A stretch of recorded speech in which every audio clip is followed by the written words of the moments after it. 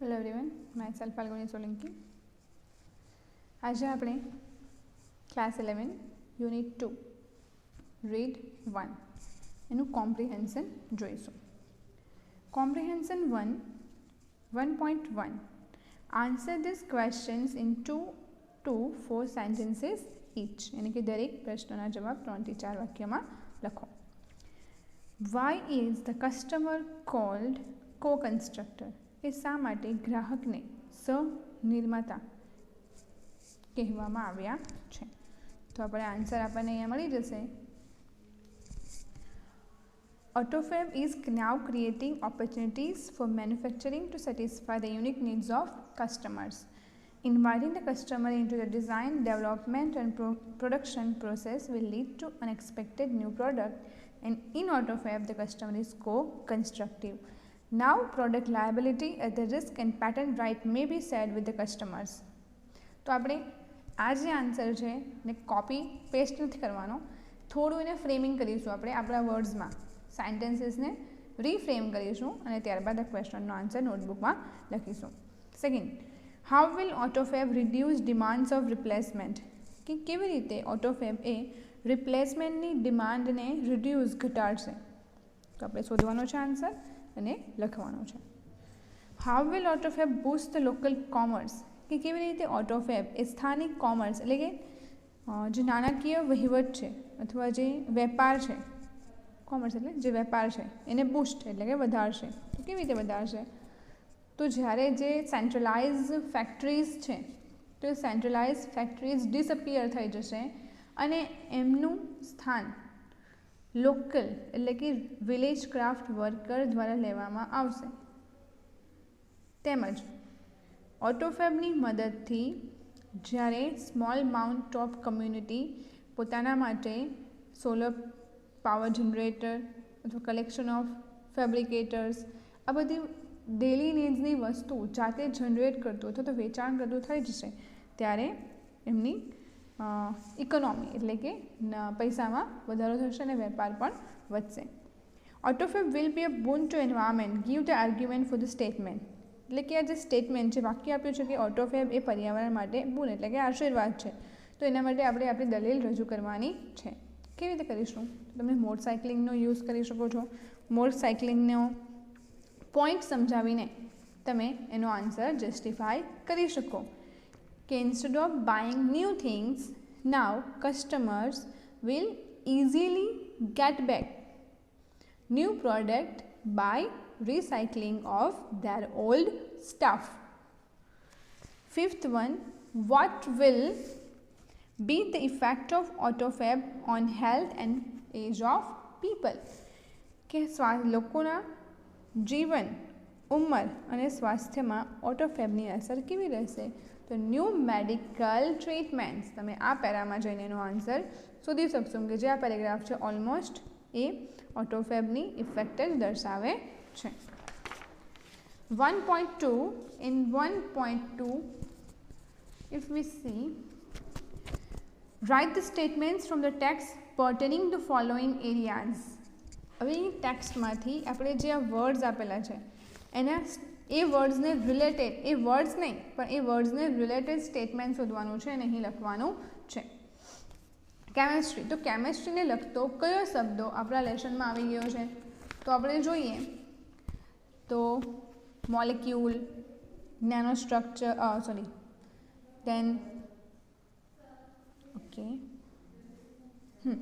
the size of newly manufactured medical instrument will be no bigger than a drug molecule. તો molecule એ word શાનો દર્શાવે છે? Molecule આની કી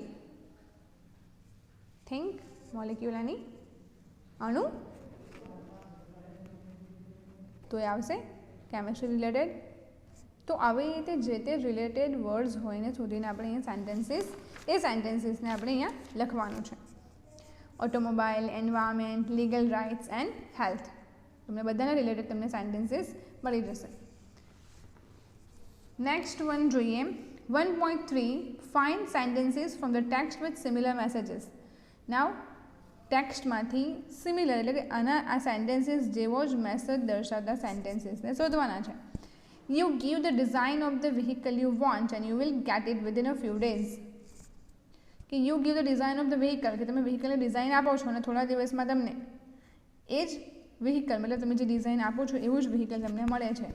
આવું કંઈક સેન્ટેન્સ લેસનમાં બી કહેવામાં આવ્યું છે. તો હા, યસ, અહીંયા છે જો. Now you work on a computer and create your dream car on screen and magic. Next week you get delivery of a car fabricated exactly like your design. તો આ સેન્ટેન્સને આપણે ફરીથી અહીં નોટમાં નથી લખવાનું, પરંતુ આપણે એ સેન્ટેન્સને ટેક્સ્ટબુકમાં જ અંડરલાઇન કરીશું અને ટેક્સ્ટબુકમાં અંડરલાઇન કરીને અહીંયા લખીશું C1.3. C1.3 રીઝન છે કે આપણું જે એક્સરસાઇઝ છે એનું નામ પણ છે C1.3. એવી રીતે સેકન્ડ, થર્ડ અને ફોર્થને પણ આપણે જાતે શોધવાનું છે અને જાતે શોધીશું, વાંચીશું તો જ આપણને આન્સર મળશે. હવે સ્ટુડન્ટ્સ, તમને થાય કે અમે આખો બધો લેસન શા માટે વાંચીએ? આટલા સેન્ટેન્સીસને શોધવા માટે.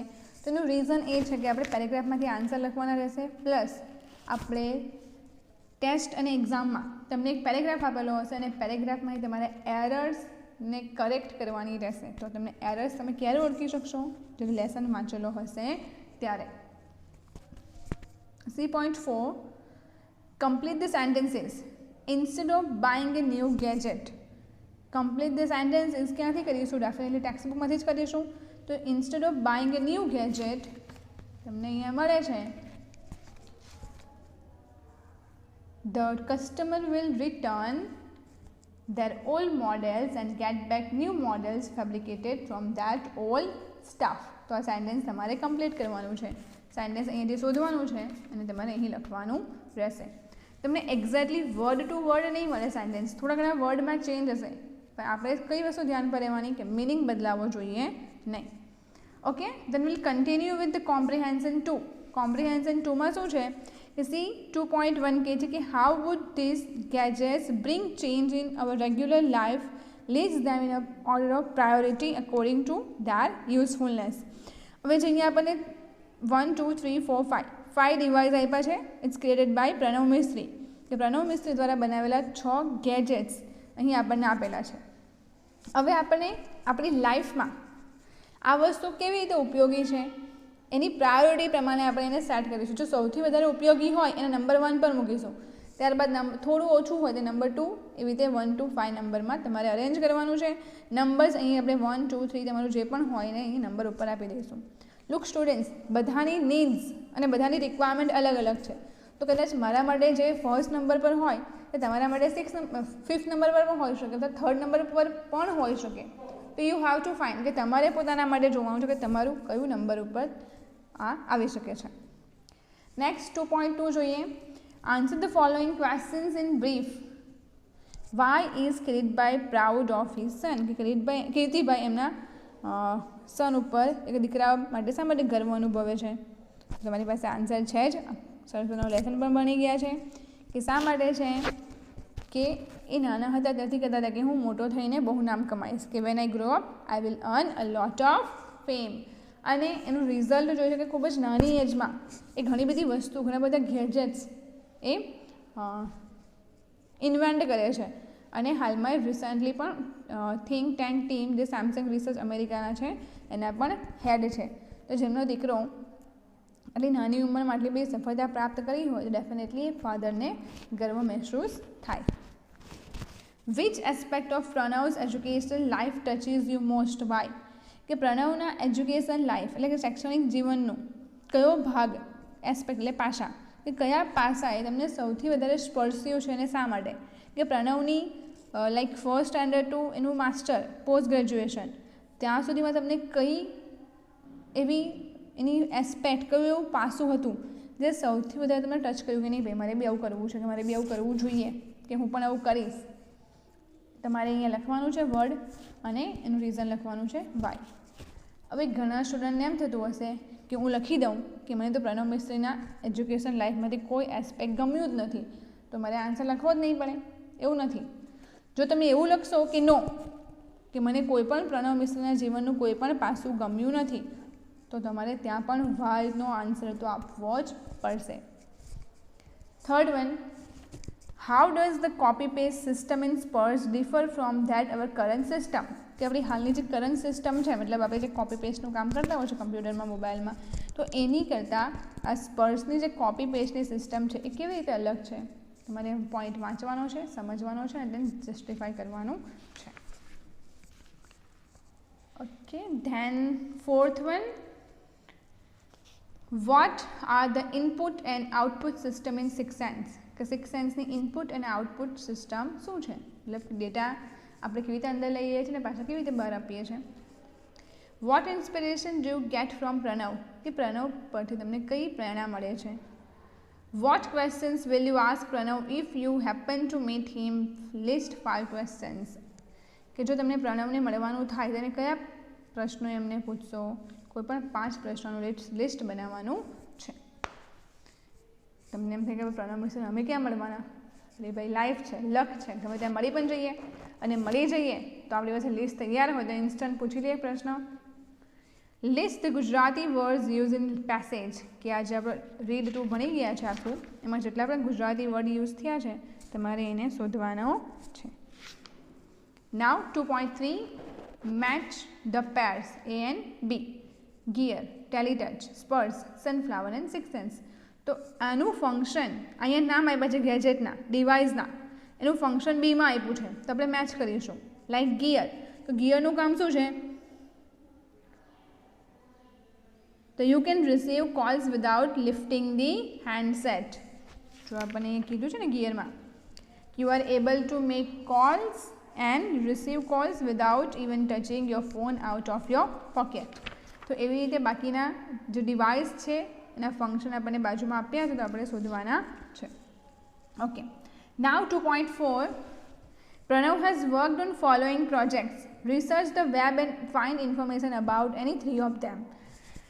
કે પ્રણવે આ પ્રોજેક્ટ પર કામ કર્યું છે તો આમાંથી કોઈ પણ 3 વિશે આપણે ઇન્ફોર્મેશન લઈને આપણી નોટબુકમાં લખવાની છે. લુક ફ્રેન્ડ્સ, તમને ઇન્ફોર્મેશન તો આ બધાની મળવાની જ છે, ગૂગલ છે આપણા માટે તૈયાર જ બેઠું છે, પણ આપણે એવી 3 વસ્તુ વિશે લખીશું કે જે આપણને સમજાય.